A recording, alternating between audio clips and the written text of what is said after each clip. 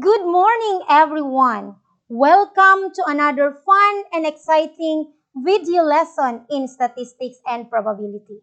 I hope you will learn a lot as you engage in the different activities in our discussion.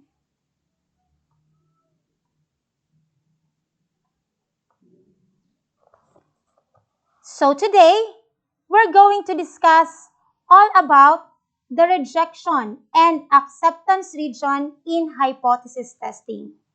Again, I'm here with you, Teacher Elsie, as your teacher for today's lesson. Our objective for today is the learner illustrates and identifies the appropriate rejection region for a given level of significance when the central limit theorem is to be used. Our specific objectives includes illustrate graphically the rejection region and acceptance region for a given level of significance or confidence level.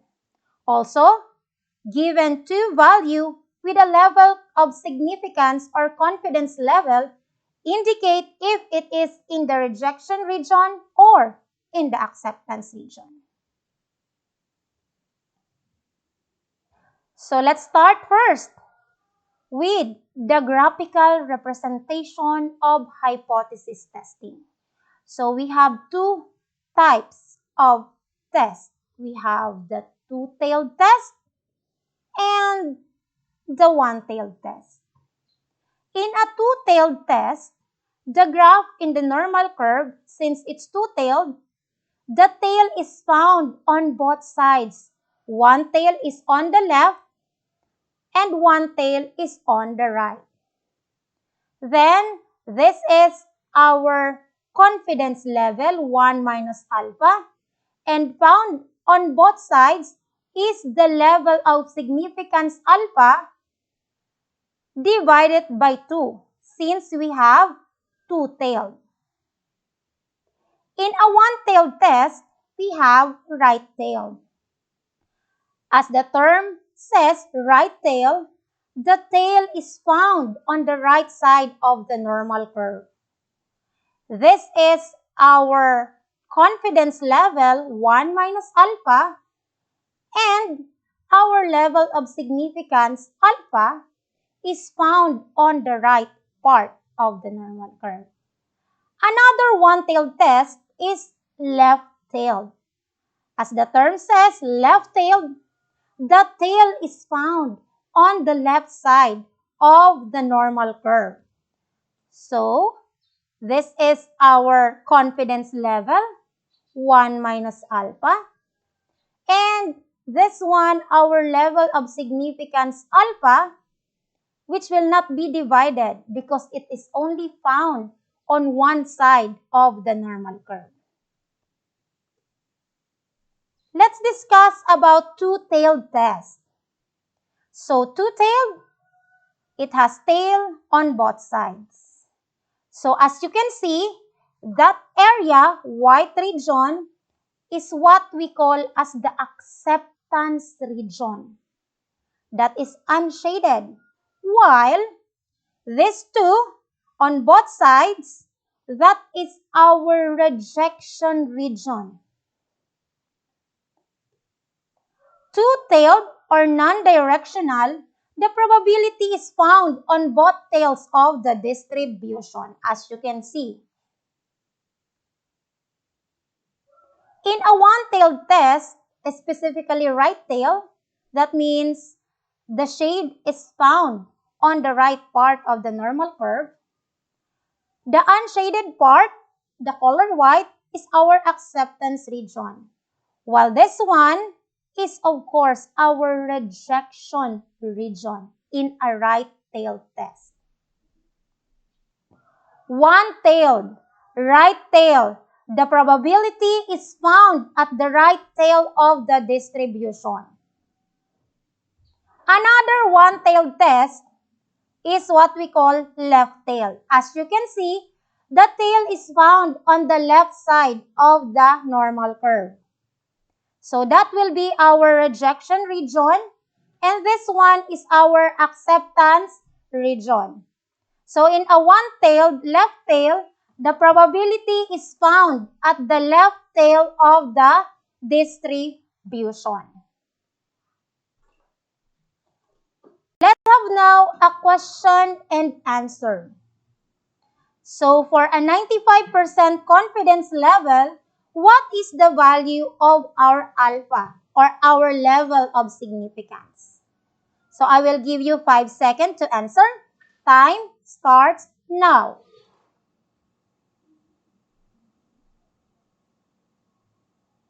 Okay, time is up. So if your answer is 0.05, you are correct. How did we arrive to 0.05 level of significance? So we compute it by alpha is equals to 100% minus 95% our confidence level. We are only confident 95%. So 100 that is equals to 1 and 95% that is equals to 0.95. So 1 minus 0.95 that is equal to 0.05. So for a 95% confidence level, the value of alpha or the level of significance is 0.05. Another question for you to answer. For a 95% confidence level, what are the critical values for a one-tailed test? Remember, in a one-tailed test, we have two types, the right tail and the left tail. So we're going to have two answers for the critical values. So I will give you 5 seconds to answer. Time starts now.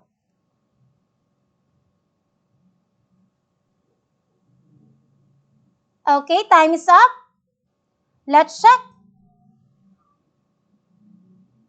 If your answer is 1.65 and negative 1.65, you are correct. So how did you arrive to that answer? Let's start first with a one-tailed test, specifically a right tail. So since it's right tail, 95% confidence level, this unshaded area that pertains to 95% or 0.95. So in a normal curve, the area of the whole figure is equals to 1. So if we divide this one, that would mean this part is 0.05. Since we are 95% confident, that's 0.95 minus 0.05, so we're going to have 0.45. The remaining 0.05 is our level of significance, which we computed earlier. So since we have area from 0 to this part, which is 0.45, that would mean we're going to look for this area in the Z table. So this is our Z table. Look for the area which is 0.45, and that is found on this part, 0.4495, between 0.4495 and 0.4505. So what we're going to do in the normal table is to look to the left and to the top of the table for us to have the C-score, which will be our critical value. So in this case, on the left part, we can see a 1.6, and on the top part, we have 0.04 and 0.05. So let's get the average of 1.64 and 1.65, that is 1.645, or just simply 1.65. That is already acceptable. And that will be the Z-score, which will be our critical value. So, This part, the Z-score is 1.65. So that is our critical value. That means if your score is found here in the unshaded part, you're going to accept because that is an acceptance region. But if it is found here in the shaded part, therefore you're going to reject. Let's proceed to a left-tailed. So we have 1.65 for a right-tailed. Let's try another one-tailed test which is left-tailed. So in a left-tailed, of course, the tail is found on the left side. So that would be 0.05 level of significance because we are 95% confidence. And the same with the right tail, we have 0.45 from 0 to this part of the C value. We're looking for the C score, which will be our critical value. So again, in this part, that will be negative 1.65 because it is found on the left. Those values on the left are negative ones. Those ones on the right are the positive one. So, we have negative 1.65 as the critical value for a left-tailed test. That means if the value computed or the C-score is found on this part, you're going to reject. And if it is found on this part, the unshaded area, you're going to accept. Understood? So for a 95% confidence level, the critical values are, for one-tailed test, we have 1.65 and negative 1.65. Another question and answer. For a 95% confidence level, the same confidence level, what are the critical values for a two-tailed test? So we need two values because it's two-tailed, one on the left and one on the right. So I will give you 5 seconds.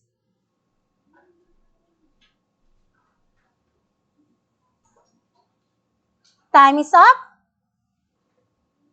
If your answer is positive and negative 1.96, you are correct. Now, how did we solve for that value? In a two-tailed test, of course, the tail is found on both sides of the normal curve. We divided the critical, the level of significance, which is 0.05 by 2, and the 95% confidence, that is 0.95 divided by 2.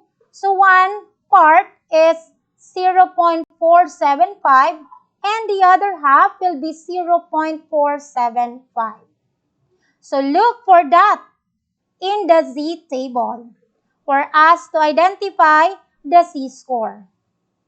So this is our standard normal table or the Z table. So we'll look for the value 0.475. Going to the left, look to the left and look at the top. So we have, on the left part, we have 1.96. On the top part, we have 0.06. Therefore, our Z-score is 1.96. So, that means on the left part, the Z value is negative 1.96 and on the right part, the Z value is 1.96, which is our critical values for a two-tailed test with a 95% confidence. Negative 1.96 and positive 1.96. So for a 95% confidence level, the critical values for a two-tailed test are positive and negative 1.96. I hope you understand that. Now I want you to try this one. Try it on. Number 1. For a 99% confidence level, what are the critical values for two-tailed test? Number 2. what are the critical values for one-tailed test? Number 3, what are the critical values for two-tailed test? So, please pause for a while this video lesson and try to answer this problem. You can use the previous question and answer part of our discussion for you to answer independently or with the help of your parents. These 3 questions, they are quite similar, only that it is 99% confidence, while earlier we discussed about 95% confidence. So I guess you can answer this one. So pause it for a while. And if you're ready to answer, then continue viewing this video lesson.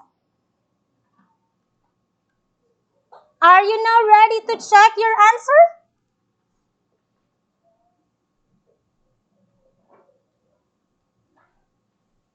Okay, let's check now. Let's go back to our question.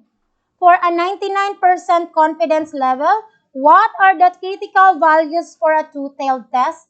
Number 2, what are the critical values for a one-tailed test? So that will be the right tail and the left tail. And third, what are the critical values for two-tailed test? So for question number 1, for a 99% confidence level, what are the critical values for two-tailed test? If your answer is 0.01, you are correct because you are 99% sure. Therefore, that is 0.99. So 1 minus 0.99, we have 0.01. That would be the answer. For a 99% confidence level, what are the critical values for one-tailed test? If your answer is 2.33 for a right tail and negative 2.33 for a left tail, that is the correct answer. And for a 99% confidence level, what are the critical values for two-tailed test? So, if your answer is positive and negative 2.58, your answer is correct. I hope you find all the 3 answers correctly.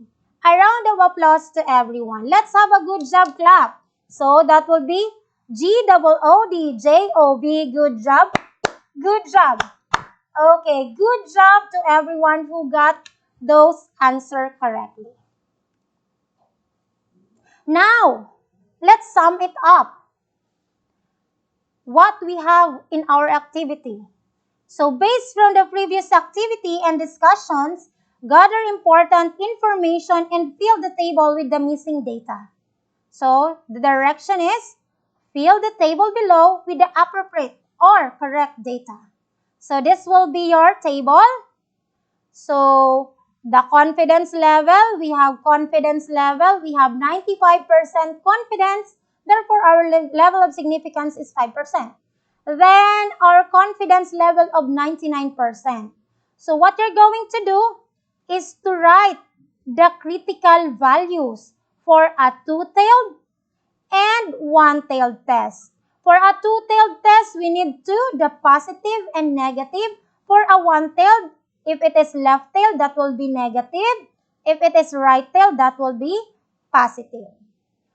Do that also for a 99% confidence and fill this table out. Okay, you can go back to our previous video lesson, those discussed earlier. Or you can use this slide that will help you answer those problems. I hope you copy the table already. So for a 95% confidence, we have this one as our two-tailed. Just look for the critical value, the z-score. This is for our left tail. And for our right tail. 95% confidence level. For 99% confidence level, this is for two-tailed. This one is for a left tail. And this one is for a right tail test.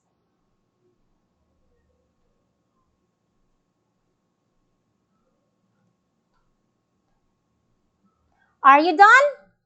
Let's check your answer.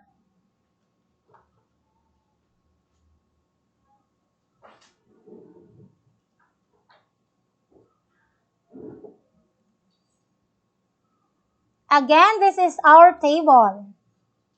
So, let's answer. So, for a two-tailed test, we have negative 1.96 and positive 1.96. Then, for a one-tailed test, left tail, negative 1.65. Please check your work. Another one-tailed test, right tail, we have 1.65. That is for a 95% confidence level. So for a 99% confidence level, we have these two values, negative 2.58 and positive 2.58.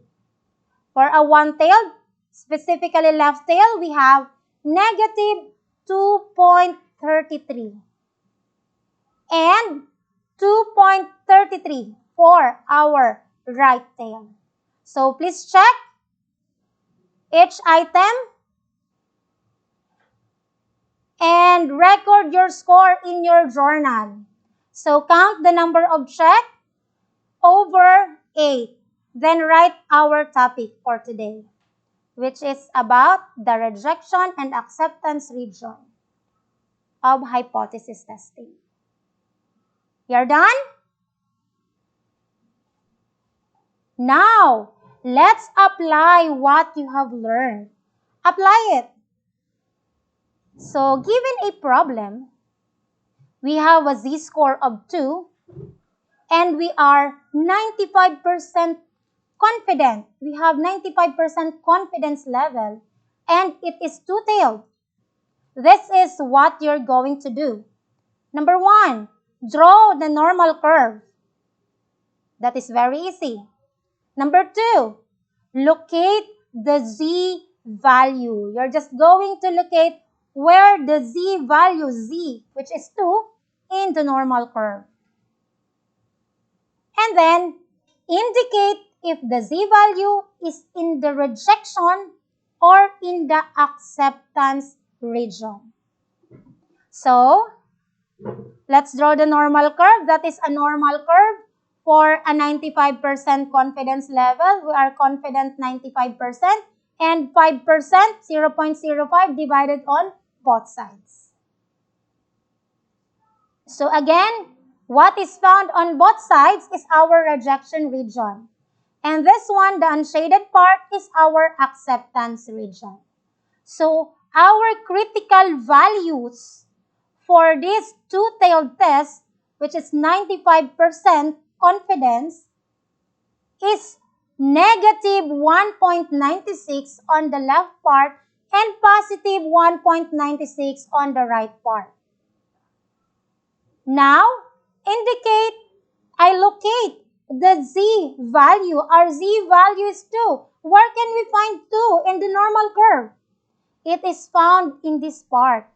So that is 2. As you can see, 2 is found on the area which is shaded. So therefore, indicate if the z value is in the rejection or in the acceptance region. We can say that 2 is in the rejection region. Very easy, right? Now let's try another one.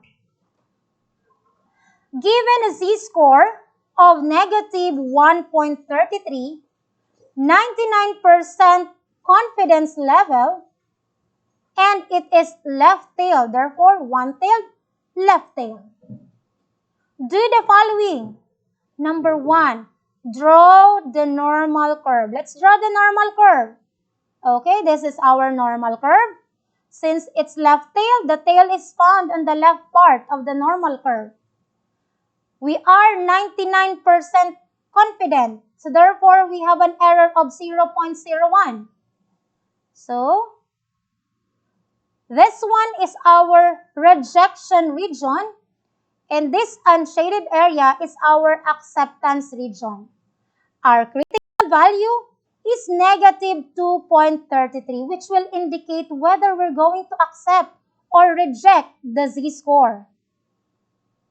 Now, let's locate the z-value. Z is equals to negative 1.3. So, negative 1.3 is found on the left part. Here, between negative 1 and negative 2. So, that will be negative 1.3. So, as you can see, negative 1.3 is found on the unshaded part. So, therefore, indicate if the z-value is in the rejection or acceptance region. We can say that is found in the acceptance region. Therefore, negative 1.3 is in the acceptance region. Now, let me assess your understanding about our video lesson for today. We're going to have this feast to 5. I hope you're familiar with this one. Feast to 5 about our lesson, rejection and acceptance region in hypothesis testing. So, from feast to 5. So, you can use 1, 2, 3, 4, or 5 fingers depending on your understanding of our lesson. So 1, I do not understand at all. 2, I need to go over this again. 3, I think I get it, but I am not completely comfortable. 4, I get it. Then 5, I can explain it to someone else. So rate yourself and put it in your journal again.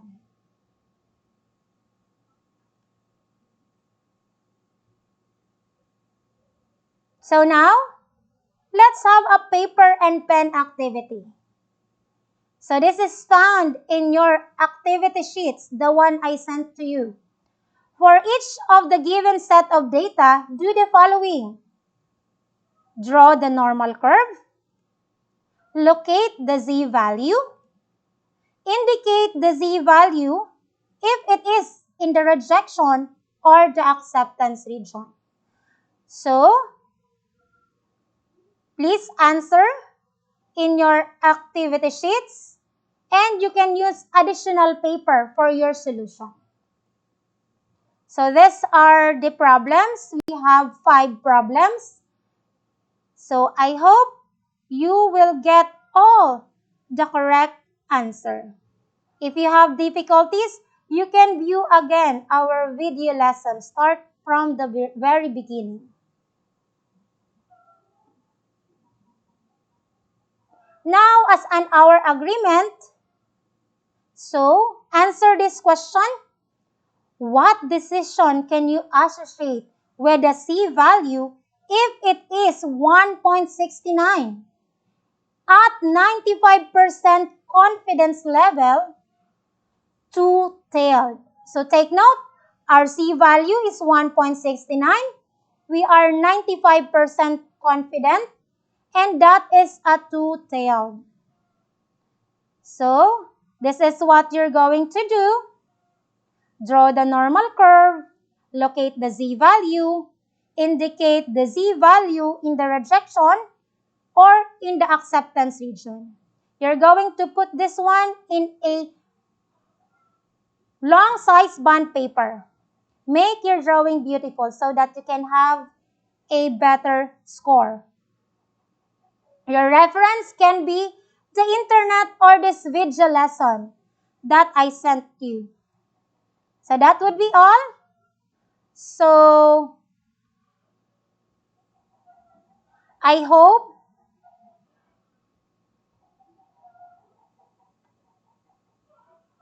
So I hope you enjoyed this video lesson.